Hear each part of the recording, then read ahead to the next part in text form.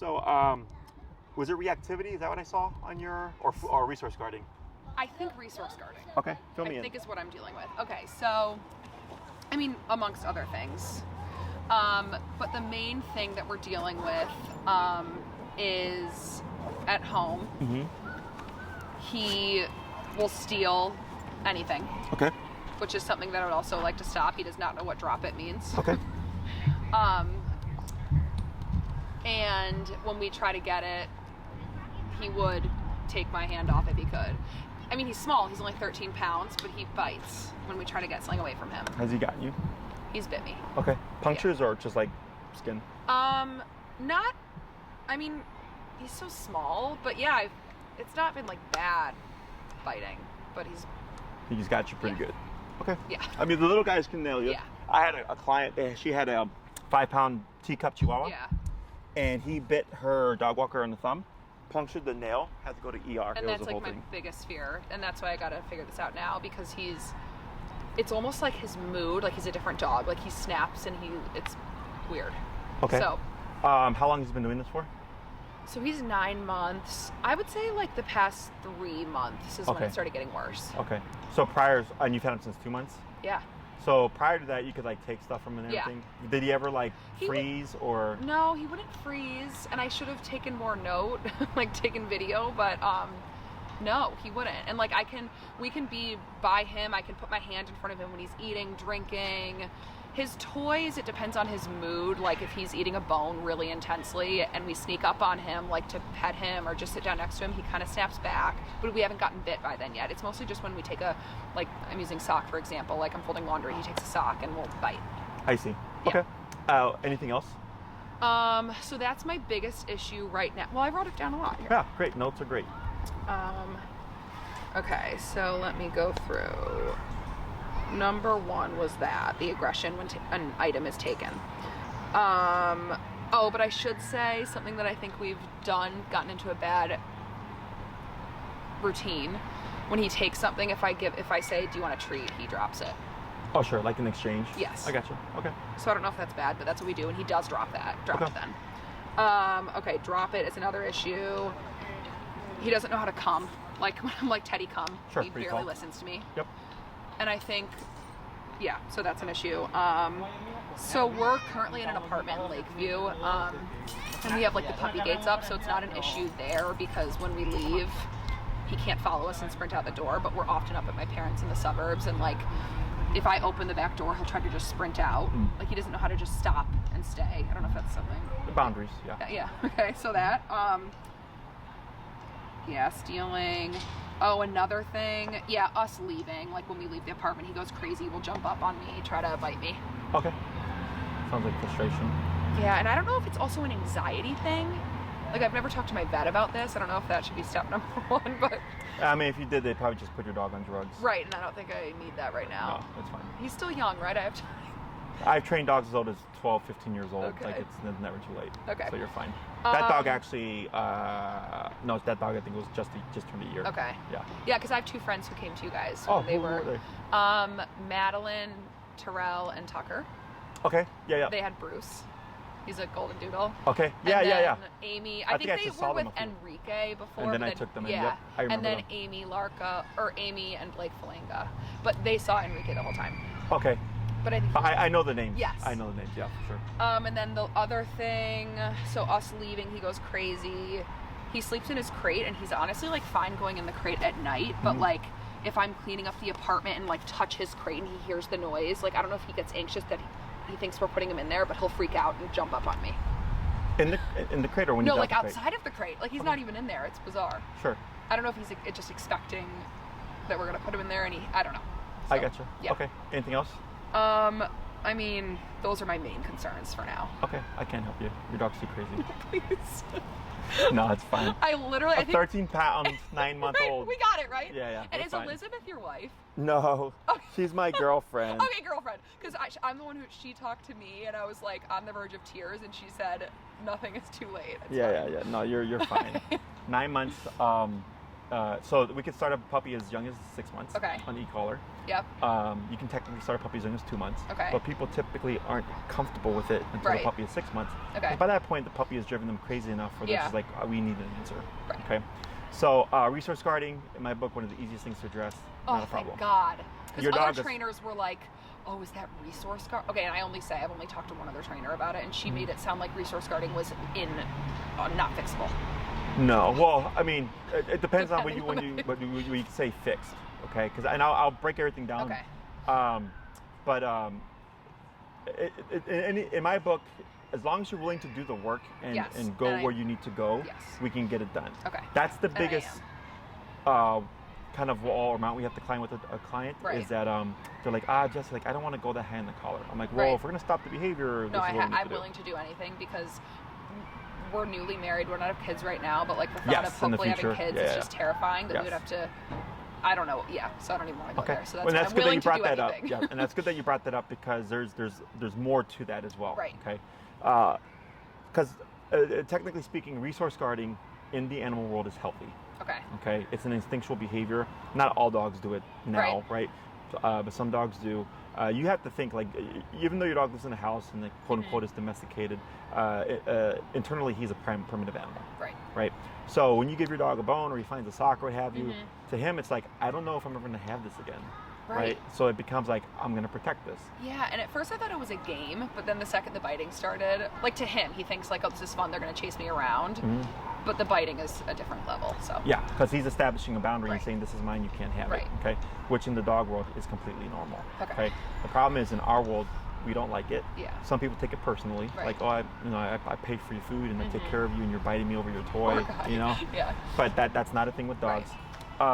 So when we get resource guarding, instinctual behavior, not technically bad in their world, just not acceptable in our world. Especially, like you said, when we bring kids into the picture, we wouldn't want the dog to bite a child, okay? And that's going to be a whole different thing. So the resource guarding, I'm not too worried about. We can address that. The recall stuff, not a problem. The jumping on you when you walk out the house and stuff, not a problem. The kennel thing, not a problem. Okay. The reason why none of this stuff is a problem is because it's simply consequence for things that we don't want. Okay. So behavior and obedience are two different things. Obedience is a skill. Come when I call you, sit when I say sit, heel when I say heel, right? That's not natural to a dog. They're not born to do these things. That is something that we've created to control our dogs. Behavior, however, is natural. If your dog were to jump on another dog, that dog may nip or bite him to say, you don't do that to me. And then your dog would go, okay, I'm not going to do that to you.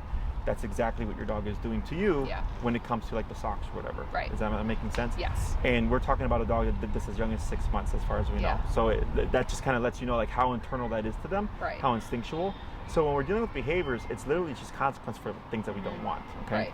Now the jumping on you, the frustration jumping, the kennel stuff is all very simple because it's just don't do that. Resource guarding is a little tricky. It's kind of two things. It's don't do that.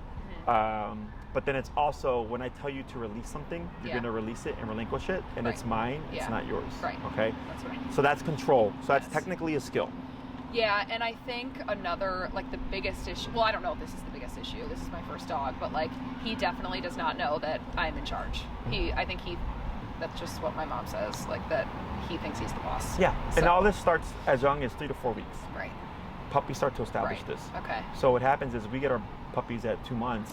We're raising them with no physical consequence. Typically it's timeout, it's kennel, it's no, turn your back, it's redirect your dog to a toy, but there's nothing biting the dog, right? And that's the issue. Because if your puppy, even at 2 months, did something to another dog and they didn't like it, they would bite him, right? So we're taught that that's wrong. We're taught that that's abusive or whatever. That is wrong. That's why these issues happen. I know. Okay. That's what I've been hearing. So, but it's okay because any animal can learn through negative consequence at any point in their life. Okay. So that's what makes it easy. Okay. So if you came to me and you're like, Jesse, I don't want to do e-collar, I don't want to do prong collar, I want to fix this problem only with treats, I would say find yourself another trainer because it's not going to happen. It's too late for that. So. It's all about physical consequence. It's like so that the dog you just saw me working right now from a previous trainer, leash reactivity, obviously a small dog. I think probably the same size as your dog. Teddy's even smaller, but physical consequence. That's all we're doing. We're doing it to e-collar. Okay. So there's more to it than just like, okay, correct your dog for things that we don't want. There does have to be formal structure. Right. Okay. So formal structure for a dog is whenever they get out of line, they're met with the physical consequence. Okay. Formal structure for a human is typically I feed my dog at 6, I feed my dog at 8, I walk them in the morning, the afternoon, and the evening, and I cuddle with them before bed. Like that's our kind of structure, but that's not structure. No. Structure is if I do this, I will be met with a consequence, and I'm not going to do that again. Okay. So with the e-collar, I was covering with that young lady. Today was her first class. Okay. We were covering heel. Okay. So that's why you saw her kind of walking back and forth. Okay. The reason why we teach heel is most people walk their dogs 3 times a day, 7 days a week in the city of Chicago. So that's 3 times a day, 7 days a week. You get to practice the exercise, but you also get to practice ritualistic consequence, expectations, accountability. If you get out of line, I'm going to correct you. Okay. So that's what keeps everything in check for the dog. Okay. People tend to think this is where my problem is. I want to fix the problem and then nothing else. And they go, it doesn't work that way. It's bigger. It's a lot of pieces to a bigger puzzle, right? So we have formal structure that we practice regularly. Then we have consequence for things that we don't want, right? And then we have teaching them skills like, you know, release or out or whatever, so that if I see the dog with the sock and I go drop it, they spit it out and walk away. And I don't have conflict. Okay? Because you want to think as your dog would, if he has an object that he quote unquote found, even though it might be your sock, when you go to take it, he's thinking you're trying to steal this from me, and I am going to protect this, right? And I will fight you for this. And then you go, am I willing to fight my dog for this? Okay, and then it becomes a whole big back and forth, right? So that's where all these things come into play. So theoretically, potentially, this is rare, but I've seen it happen, is I've had some cases like yours where the resource garden like that goes away. Because it's as you said, or as your mom said, your dog just thinks he's king of the castle. Okay, because he's king of the castle, he can establish the rules and boundaries. When you start to assert your dog, or assert yourself over your dog, and give physical consequence for even something that's non-related, the dog goes, whoa, like this is completely different now. Because now there's negative consequence. Whenever I do something you don't want me to do, right? So then the dog goes, well, I'm gonna just not be a bully anymore. Okay, I've seen it happen. Now, if it doesn't happen, it's not a problem. We have an exercise to address it directly. Okay. Is there ever a case where like I said, he kind of almost like flips a switch and he seems like a different dog? I don't but is there ever, do they ever get angry like by using the collar? I don't know how to explain it. Like, do you ever see dogs just get like so pissed and like go even crazier? Okay. Just keep going up. Okay. And then it stops. Well, sooner or later. Yeah. Okay. I've had cases so bad that they needed 2 e-collars. Okay. Okay. So again, as long as the client's willing to go there, we will stop it. Okay. Now those cases, 2 of them were, I've had 5 in my career. 2 of them were 150-pound dogs. Okay. Another one was a pit bull. Which later on I found out because the dog was on 3 drugs: trazodone, fluoxetine, and gabapentin. Before coming to me, he ended up coming off of 2 of them. She kept him on the gabapentin. Later on, because he was an 80-pound dog, 2 collars, I'm like, man, this is crazy. And I was like, what does gabapentin do? Do you know what it is? No. It's a painkiller. So remote collar, to a degree, is uncomfortable. It can become painful. So then I was like, I bet you it was that drug that was overriding the collar, which is why we need it so much. So later on when I talked to her, because I worked with him like a month or 2 ago, and he was super sensitive. And then she's like, yeah, I took him off of the gabapentin. I'm like, that makes a lot of sense because when I worked with him today, he was easy peasy, where typically he was just like this little fucking tank. And I was like, theoretically, I was like, I believe it was the gabapentin that was nullifying everything. And then the other 2 were also pit bulls. Reactivity type stuff. I've not ever had that happen with a 13-pound dog. Okay. Everybody has a breaking point. So that's why I always tell my clients, I can only take you as far as you're willing to go. I have had some clients tell me, Jesse, I'm not going to go above 40. I go, all right, but if we have to go past that, I cannot help you. Because your dog needs more than that, clearly. So the behavior determines how high we go. So that dog that you saw me working with, 18 out of 127. Okay, so we have 127 respective levels. 18 is what that dog needed. I had a case that I saw last Tuesday. I'm actually going to see her later tonight. Her dog was on 100, 110 with a high-powered collar, and her dog is like 20 pounds. But so it's that crazy. Okay, so every case is different, but that's why I'm here. I help you figure all that stuff out. Okay. So it's very simple once you understand it.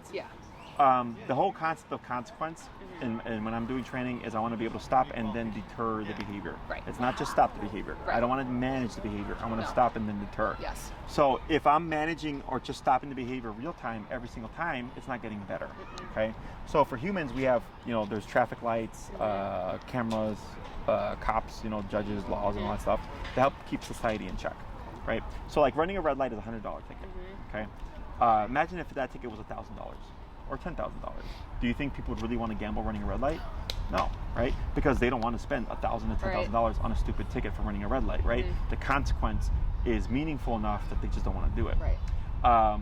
Same thing for your dog. We have to find what is the consequence that's meaningful enough to you that you're not going to exhibit this behavior I don't want again, or what's going to get you to respond when I tell you to do something immediately. Right. So when I call a dog, I don't want them to take their sweet time. I don't want them to hold on, let me finish sniffing this flower. I want it to be instantaneous. Okay. So I need to operate at a number, what we call the working number, that gets the dog to think I need to get this done now. Yes. Okay.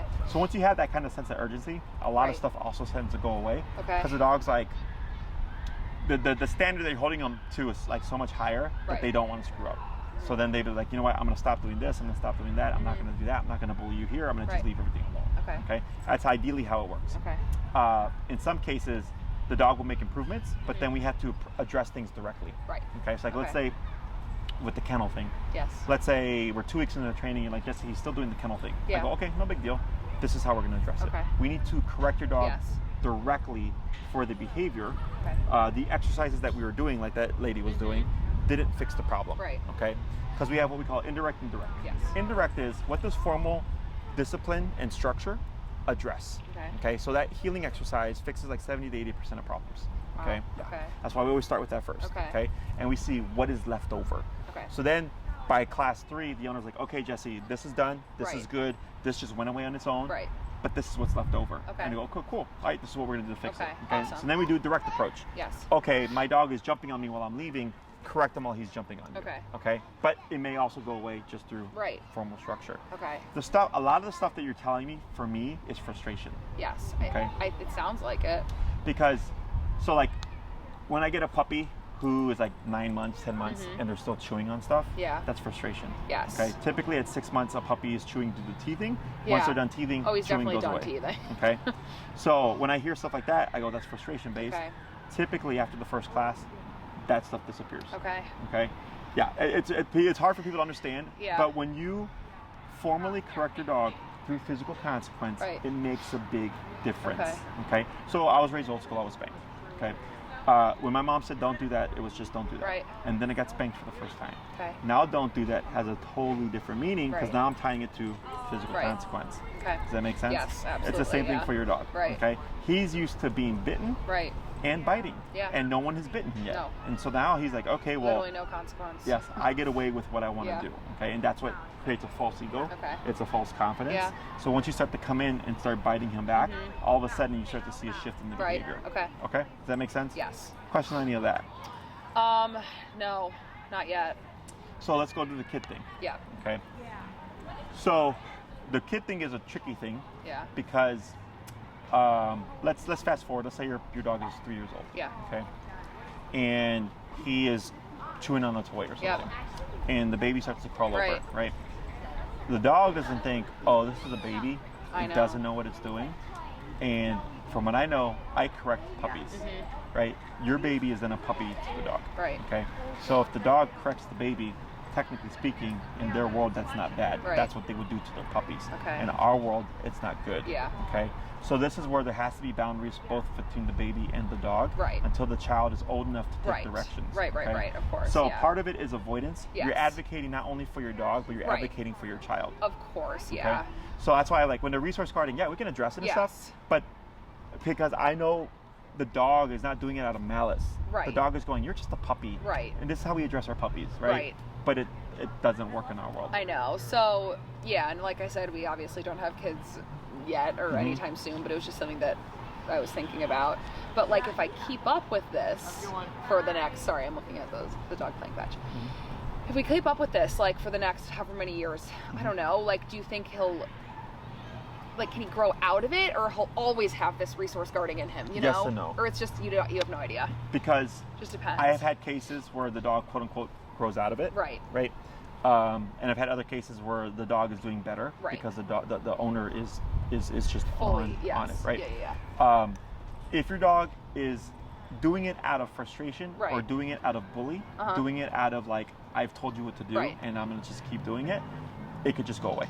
Okay. Because it's not the dog really being a resource guarder. It's the dog being a jerk. Okay. When we have a dog who is instinctually a resource guarder, it's not going anywhere. It is who they are that makes by sense. personality. That makes sense. Okay. That's why I said earlier with the healing stuff, it may go away. Because I'm tying it to, this sounds like a puppy who's just a bully now. Okay. Yeah, and like he's just I'm home all day, every day. Like he's just used to being, I don't know. Okay. Yeah. So then the next thing is, let's say you notice with you and your family and your husband stuff, like he's not doing that anymore. Yeah. Right? You're like, oh wow, people go, oh wow, my dog is fixed, right? No. Then a child comes into play and the dog does it. Right. And everybody goes, oh my God, you know, the dog, like it regressed. I go, no. It's because with the adults, the dog has learned, I don't do this. But remember, the child is not an adult. Right. The child is a puppy to your dog. Yep. So that's where that comes into play. Okay. So like for my dogs, I can take stuff from them. They're not going to growl at me. Right. If you try to, they would growl at you. Yeah. They don't know you. Right. Okay. They don't respect you that way. Okay. Does that make sense? Yes. So we have to, when we think about this stuff, we have to think about it fairly. We have to think about it like in the sense of like, what if somebody came up to you and tried to take something that wasn't theirs? Right. A freak. Yeah. Like, get away. Like call the police. Like you're stealing from me, right? So it's the same thing for your dog, except your dog doesn't have the police to call. Yeah. Your dog isn't going to go, Mom, right? He's going to go, okay, I have a problem right now, and you're a puppy, and this is how we treat our puppies. Right, okay. So you have to understand it from their perspective. That makes sense. So that's why I say, you know, you're advocating for your dog, you're creating boundaries so that it doesn't happen. Yes. And then when the child is like 2 to 3 is when because clients always ask, like, when can I introduce my dog to my child? Yeah. I'm very avoidant with this kind of stuff because I've seen what dogs can do to kids. Yeah. And I would rather avoid that than to risk it, because for me, the cute Instagram picture of my dog sleeping with my kid is not worth the potential, you know, bite that could happen. Right. It was during the session, I think we're like at a park or something, and it was like a little 2-month-old like golden retriever puppy, and it was chasing this kid, and the kid was mortified. The kid was fucking scared, right? Yeah. And everybody was laughing. Right. And I'm like, you need to address this because now it's going to create problems potentially for the kid, long lasting, because they're literally terrified. Yeah. It's not a joke. Like the kid, they're not rational like we are. Right. We have to step in and go, it's okay, just a puppy and all that. Nobody was doing that. Yeah, okay? Terrible. So we don't know how the kid's going to respond, all that stuff. Of course. So by doing this and creating space and allowing them to coexist, by the time they interact, the dog's like, okay, you're cool. Whatever. Okay. And much less likely for us to see something like that happening. Okay. When that time comes, you shoot me an email. And of course, But yes, that's just something to call out now. Yes. Okay. So when it comes to the training and stuff, so we have recall. Okay. We have resource guarding. Yep. We have the frustration-based behaviors. Yep. Is there anything else that you're trying to do with your dog? You know, he's not very good at going on walks, which is bizarre to me. He hates walking. Like, I'm lucky if I get him around 2 blocks. But that's not like a huge concern of mine. Maybe he just doesn't like to walk. I don't know. He's not aggressive towards other dogs. Like, he loves saying hi to other dogs. I don't know if that's something that you could, I don't know what to do about that. The walking stuff? Yeah. So that has to happen. Like, he has to walk. Yes. Yeah, I know, and I almost feel like that's where maybe some of his frustration is coming, because he has so much energy, but I can't take him on a walk because he doesn't like it for whatever reason. So, what we see as too much energy is lack of boundaries. Okay, so more lack of boundaries. It's literally just a lot of discipline. Yeah. So, and I'm a big fan of like walk your dog, exercise your dog, right? And I try so many times a day, I can't even tell you. So yes. So like I had a client who would walk her dog 4 times a day for an hour. Yeah. So that's 4 hours a day walking, right? Because her dog was leash reactive. Okay. And she thought, well, if he was tired, he wouldn't be reactive. Okay. But all her walks were plagued with reactivity. Okay. So I told her, well, clearly the exercise isn't working. Yeah. And I told her, is this something that you do because you want to do it, or is this something that you do because you think your dog needs it? Right. She was the latter. And I said, then we don't do that. Okay. Okay. Your dog needs consequence. Yeah. Okay. Within a couple classes, we resolved the reactivity. Okay. No longer walking her dog 4 hours a day anymore. Yeah. She was down to 1 hour, which is the norm, at least an hour a day. Yeah. Because I told her your dog just needs consequence for the behavior. Okay. Okay. Yeah. So, even if your dog was walking, these behaviors will still be happening, right? Because it's not. Okay, that energy. Makes me feel better. It's not about energy. It's about boundaries. Okay, so maybe he's just a lazy dog. Or he's controlling the walk. Well, he for sure controls the walk. I'm like, Teddy, let's go, come on. He just sits and stares at me. Yeah. So to us, it doesn't seem like much, Yeah. right? But if he's like, I don't want to walk, Yeah. right? And you're like, come on. And you're like, I don't want to walk. Yeah. And you're like, all right, well, I guess we're not walking. Yes, that's He what just happens. told you what to do. Yeah, see? Okay, walking all over me again. Yeah. So, but we don't see it that way. Okay. And I'm not saying like, oh, your dog's trying to take over the world. Yeah. But he's literally just going, nah, I'm not going to do Yeah. this. And if you're going to follow my lead, then Yeah. why do I have to follow Right. yours? Okay. You know? And I will say, like, the times that he does do a good long walk is when I'm like, come on, we're going. Yeah. I You make him the come. decision. Yeah. Yes. Yeah. He's 13 pounds. Yeah. You Yeah, can I overpower pull him. Yeah. You can overpower him. Yeah. So like I had one of my first clients was this lady. She was like in her late 50s, maybe 60s. She had a little what's the breed called? Havanese. Okay. Yeah, it was cute little Havanese puppy. Yeah. And she's like, Jesse, she won't walk. And I said, okay, what you're gonna do is you're just gonna walk.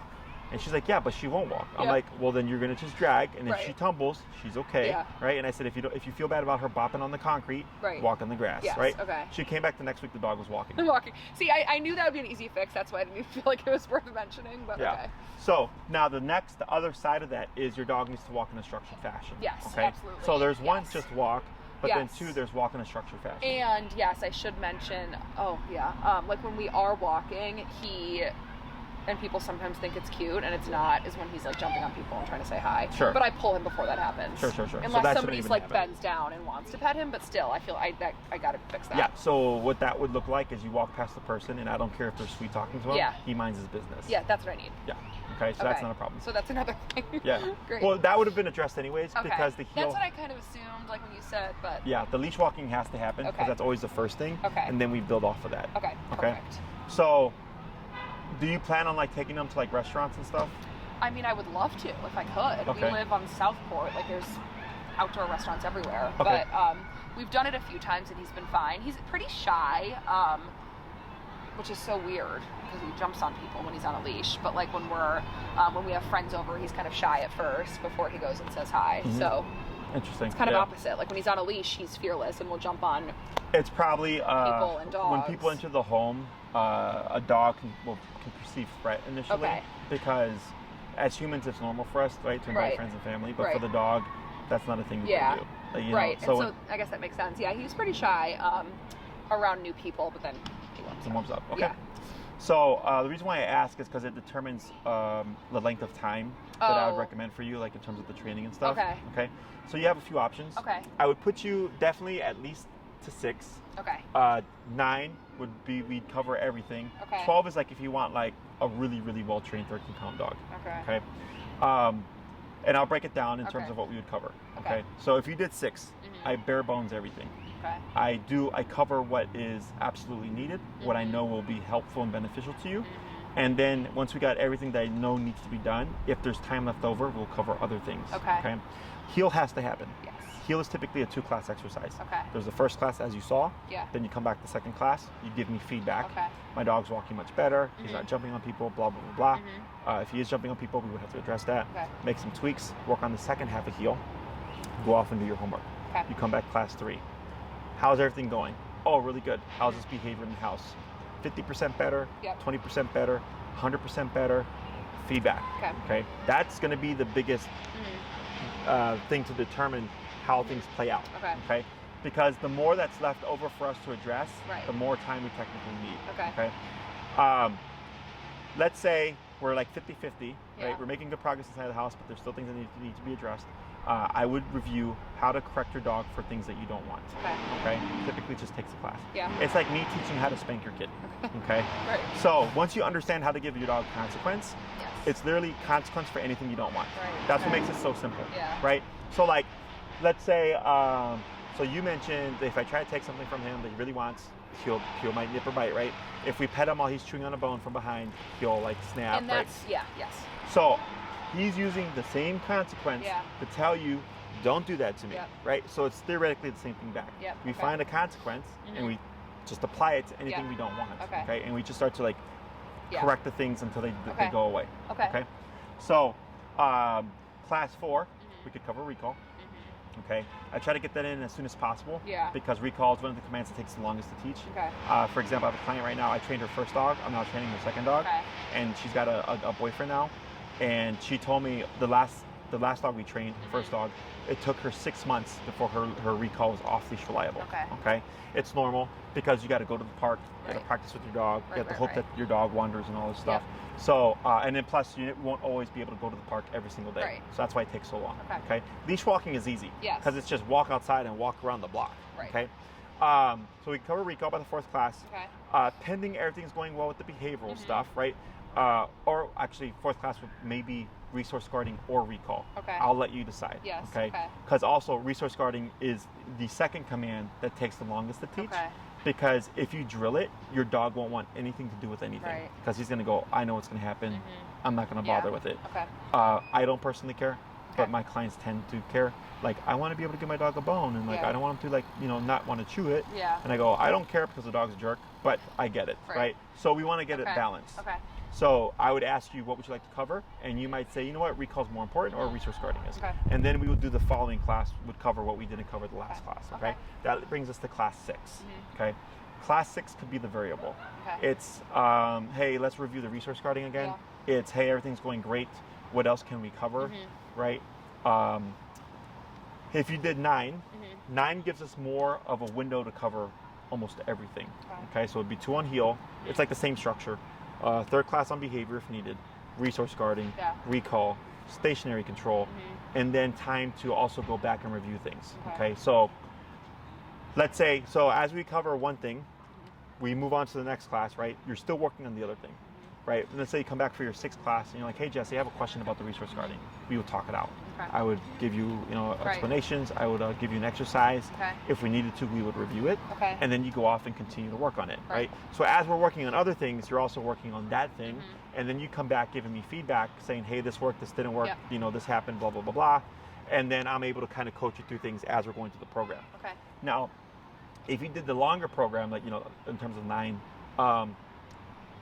if we hit like class 8 or 9 and you're like feeling really good, okay, I would probably ask you, how would you like to use your last couple of classes? Do you want to advance his training, make him more off-leash reliable, or would you like to pocket these, go for a couple of months, do some practice, do some training, come back and like, hey Jesse, we had this problem, right? And then I help you fix it. And then you go off again, take as much time as you need, you come back for your last class. Okay, so that's why with the longer programs, it gives a bit more time. Because we have classes left over to push. If you did 6, it's week after week after week after week because we have to get everything done. And then maybe we are able to push the 6th class, but I can't really say that for sure. So what if I did the 6? Like, could I later add on like 1 or 2? You know, you can, but you would be paying that rate. You wouldn't get, so if you do 9, you get a cheaper per class rate. Okay.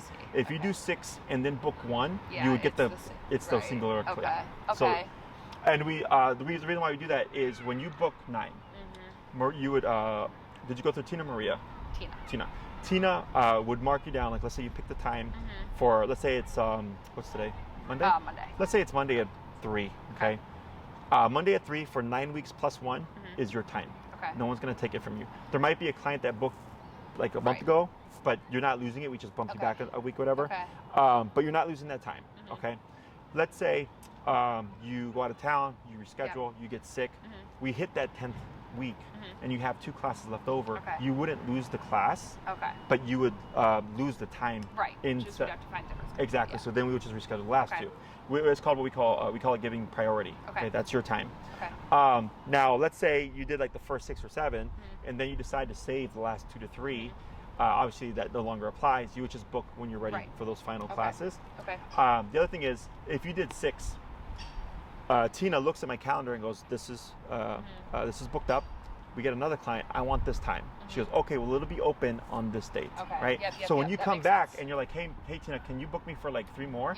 You're having to go through all the process again. Okay. So now you're back in line because everybody's ahead of you. So now you're kind of just redoing everything again, which is why we just keep the regular rate. Okay. And they don't expire. So like I had a client who did a 12-week program. She did the first 6 one summer, came back and did 3 the following summer, and then came back and did the final 3 another summer. Okay, because she really wanted to push her dog's level of training, which is perfectly fine. I've had other clients that have just pocketed the class, like, oh, I'm going to have a kid, you know, in a year or two with my husband, like that's the plan. Can we save it? Go, sure. Just let me know when you're ready. Good to know. Okay. So as long as you let us know, we don't care. Okay. On the contract that you would get, you will see it in one of the paragraphs. It's like, you know, if you don't book your classes, you'll lose them, right? That's really to deter people from ignoring us, because it has happened where people just disappear. We're using time and resources trying to contact them, and then they're like, we never hear back from them, and then they try to come back like 6 months later, like, oh, I'm sorry. We're like, no. We reached out, we used a lot of time trying to contact you, whatever, like it's forfeited. But if people let us know, we go, no problem. We make a note of it, we put it on file, and then when you're ready, you just book them when you want them. Okay, perfect. And then I don't know if you would know the answer to this, or if that would be for Tina, like how quickly could I get scheduled for my first class? Depends on your availability and my availability. Okay, of course. So evenings and weekends are the most difficult to get into, because most people work 9 to 5. Yep. Okay. So like that lady here, I met her last Saturday. Okay, and she started today. Okay. So we got her in almost a week. Okay, good to know. Perfect. Because she had daytime availability. Yes, so and super simple. So hopefully that would make it better. Okay. So great. I don't think I have any questions right now. But I definitely want to get started ASAP. I just have to pick the amount of weeks I want to do, and I think you can that'll think about depend that. on pricing. Yeah. So. And she'll send you the information on that. Okay, perfect. Do I buy the e-collar, or does that come with the package that I? So you buy that separately. Oh, it's separate. Okay. Now we do have a promotion right now. Okay. And you can let Tina know in case she forgets. Is for our clients that are signing up, you get 5% of your program credited to you. Oh, okay. You can use that credit then towards your collar. Okay. It will discount it. Yeah. Okay. Okay. So it'll save you some money on the e-collar. Okay. And you would have to be invoiced for it. You wouldn't buy it off of our online shop, because on the online shop you cannot apply a discount. She would invoice you and deduct the amount of the credit off the collar, and then you would just pay the difference. Okay. Got it. Okay. Um, trying to think what else. Okay. Yeah, I'm ready to. So just a few other things. Yeah. Just to cover the most common questions asked. Most common one that we get is, when does the e-collar go away? Yeah. In my book, when you need it, it doesn't. Okay. So what that means is, when you're on your walks, your dog is going to have the collar on. Yeah. It's not because the training isn't good. It's because of what's called opportunistic behavior. Yes. So you drive? Yes. Go to the expressway? Yes. Do you go to the speed limit? Yeah. Yes, always. I don't know why. Oh, really? Okay. I actually do. You're one of the people that does. I know. Most people don't. I'm kind of, Okay. So your dog is similar. Yeah. Think of the e-collar as a cop on the collar. Okay. When it's present, he'll behave better. When it's not present, he'll press the boundaries. Okay. It's just the way of the world. Okay. So again, this is something that you practice 3 times a day, 7 days a week, which keeps your dog's behavior in check. Okay. The moment you start to oh, my dog is fixed, and you stop doing stuff, he's going to regress. Right. Okay. In the house, probably not going to need it. Okay. Really? Even for so I guess that's a question. How do we address the resource guarding here when it happens at home? Yes. So it's an exercise, and you would practice the exercise. Okay. Now, if you really wanted, you can convert one of your classes to an in-home. Okay. There's just a $50 travel fee. Okay. So depending how things are going. Correct. Or we can meet at my facility. There's no fee for that. Okay. We just need a controlled context. Right. Here, there's too much stimuli that it's not good to work with. We need controlled. So it's either in your home or it's at my facility, where it's just an empty room, and we can focus on the exercise. Okay. And then you just simply rinse and repeat. Okay. So when I'm doing the exercises at home, I do have the collar on. Yes. Okay. Yes. And that's why earlier I mentioned that resource guarding, aside from recall, is one of the commands that takes the longest to teach. Which makes sense. Okay. Because you have to repeat and repeat and repeat and repeat. Okay. And you cannot drill it, because then your dog is like, you know what? I don't even want to touch that bone, because I know what's going to happen. Yeah. Okay. So. What about, you mentioned the prong collar? Do you do that and the e-collar? Oh, okay. And then is it bad that he wears a harness when we try to do walks? Yes and no. Harnesses can promote pulling. It can also promote reactivity and or resistance. Okay. It's what's called opposition reflex. Yeah. When a dog feels pressure, they want to go against it. So if your dog is pulling forward and you pull back, they want to pull more forward. Okay. It's natural. It's nothing. That's not your dog being mean or bad. It's just how it is. Okay. He would be on a standard flat collar or martingale, and the remote collar. Okay. That dog was on a prong collar because that was the owner's preference. Okay. She came on a prong collar already. Okay. We did the e-collar today. Next class, she's going to go by how she feels about the progress. So if she's like, I don't need this anymore, she gets rid of the prong. The prong. Okay. Yeah. I was like, the whole point. Okay.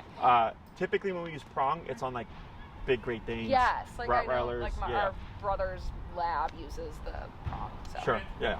So that's what we would. I wouldn't expect it on your dog. Okay. So I can come with just a normal collar. Correct. Normal collar, a regular 4 to 6 foot leash. Okay. And your e-collar. Okay. Okay. So for the first class, I'll need the e-collar. Correct. Yes. Where is your guys' facility? And I can buy that there? Yes, okay. We're in the West Loop. Okay. Or west of the West Loop. Okay. We're on Sacramento and Lake. Okay. Okay. So I'd be able to get that. Okay. Yeah, and you can get it shipped to you as well. Okay. It's up to you. So you can either, and some clients will buy it. Okay. And then Tina will put it on my calendar to bring the collar. So I brought her collar to class. Great. Good. Some clients want to have it beforehand so they can just look at it and stuff. So that's doable as well. Okay. Whatever you want. Okay, perfect. Okay. So we went over the e-collar thing, training stuff. I think that's like the most common question is when does it go away? Yeah. Because you've already come with somewhat of a comfort level. Yeah, I need Usually the consult is like trying to get the person to understand what e-collar is. Yeah. Which, do you know what it is? Like what the I technology do. is? It's not the full, like it's not a shot. I mean, it is, but people. I watch the videos on your website. Okay, yeah. But I feel fully confident because Madeline, my friend who did this with you guys, is like, it's literally changed our lives. It's the best thing. Yeah. It's just a muscle stimulator. Yeah. It's not electricity. Like yeah, people usually so think it's it's not. electrocution. Yeah, that's what it is. Okay. Yeah. It's a TENS unit. Yeah. Are you familiar with TENS therapy? No. It's what they use at a physical therapist's office to like move the muscles. Oh, okay. Have you ever watched the videos where they recreate labor contraction pains in men? Yes. That's the machine. Yeah. Now labor Those videos are contractions, funny. however, are very uncomfortable. Yes. Right. So they're operating at a very high level. E-collars is the same technology, and we have 127 respective levels, 0 to 127. Right. So he might even respond to like a low one. Correct. I mean, you never know. So he's going to be on the same model that dog was on. Okay. It's a Dr. 280C. Okay. Tina will let you know. Perfect. It's a low-powered collar. It's meant for a 35-pound dog and under, which he's 13 pounds, so well within that 13. range. It has an LED light-up screen, and it's fully waterproof, both the transmitter and the receiver. Okay. They last for a really long time. Okay. I had my original collars for almost 10 years before they finally crapped out. Okay. And then I replaced them with some new ones. Most common thing that we see is the battery does give out because it's a rechargeable lithium battery, much like your cell phone. It's like a $25 battery. You can order from the site. You can get it from us. You literally open it up, take out the old battery, pop the new battery, plug it in, screw it closed, and it's good as new. Okay, great. Okay. Other questions? I can't think of any right now. Yeah, I don't think there's anything else. We covered the scheduling stuff. With Tina. So I should reach out to Tina after this? Yeah, so what you can do is once you settle on how many classes you want to do. Yes, but will she send me like the pricing for each? Okay. So what I would suggest, if you want to expedite the process. Yes, and I do. I'm like desperate. Email her, hey Tina, I would like to go with, can you send me the pricing for the 6 or 9? Yes. Right? Here's my schedule. Okay, so when you give her your schedule, Right. it already gives her what she needs. Okay. Now, give her windows of time. Do not give specific times. Okay. Don't say Monday at 5, Tuesday at 2. Right. Because my schedule's all over the place. Okay. If you go Monday, I can be available anytime. Yes. Tuesday, between noon and 6. That's really good. Okay. Because then she just cross-references with my calendar. Okay. And she'll turn around and go, these are the times that are available. Yep. Okay. And then you pick which one you want. And then every week it's the same time. Correct. Okay. Now, Unless somebody's sick. Yes, if you need to cancel or reschedule, we do have a 48-hour policy. Okay. As long as you cancel outside of 48 hours, we're good. Okay. You don't lose the class. Okay. But you do lose that week of priority. Yes. If you cancel within 48 hours, we do give everybody one free last-minute cancellation, pending it's not within 5 hours of the lesson. Okay. Because if your lesson is at 5 and you cancel at 1, we don't have enough time. Yeah. And since I'm back-to-back, like today I'm back-to-back, I'm just here for an hour with nothing to do. Right. Okay. So then you get charged the hour. Okay. But as long as you give us a greater window than that, we'll give you one freebie. We understand shit happens. Yeah. Otherwise, 48 hours. Perfect. Okay. And then, she'll send you the pricing. It's also on my website. Okay. So if you go to canine.perspective.com, you go to Obedience, you'll see my rates. Okay, and it's the same for every dog. Correct. Yeah. Okay. I don't go by size or anything like that. I It's just sure if it was, okay. And then what about, like, I know already we're traveling for one weekend, and like the people who are watching him, like, do I have to train them on that stuff and give them the e-collar? I mean, it's one weekend without us. That'll be fine. If you want to, you can, but you don't have to. Okay. Yeah. I don't know if we would like go back or no. So if he does regress. That was the word I was looking for. because he had a vacation of like no discipline, right? As soon as you start applying the training again, he'll snap right back to it. Okay. Yeah. Perfect. Dogs learn by association. Yes. So like, let's say, you know, you have this friend that he stays with, right? And like they're like, oh yeah, like he's a little brat here, right? But nothing too bad. But with you, he's like really well behaved. Yeah. It's because he knows you guys are disciplinarians. Okay. They're like kids. Perfect. They learn who to play. Yes. Okay. As long as you're consistent and you follow through, Yes. he's going to change his ways. Okay. And then how important is it for my husband to be here for the trainings too?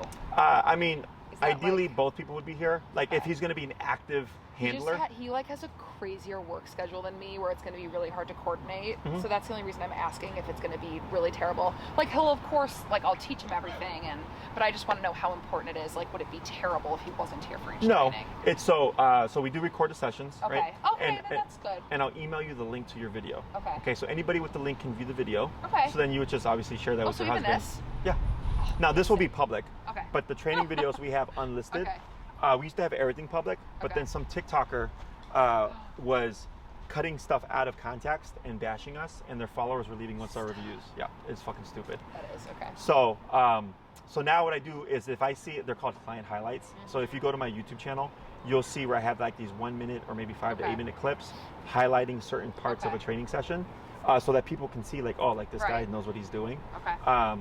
It was great before when we were completely uncut, because so many people were like, oh my God, this is the greatest. Like no one's, like I've never seen this like happen real time. But because of that stupid TikToker, it's like so annoying. I know, that's dumb. Absurd. Okay.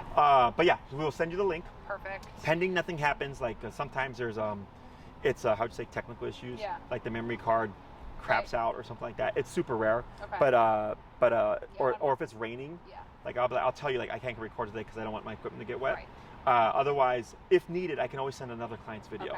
Okay. And what do we do if it's raining on our day? Do we still come? So it's like thunder we would relocate to my facility. Oh, I keep forgetting about that. Okay, perfect. So if it's imminent weather, we'll not reschedule, but relocate. Because my calendar gets so full, for me to try to push back a week, it's really hard. Because then we get overlapping priority times.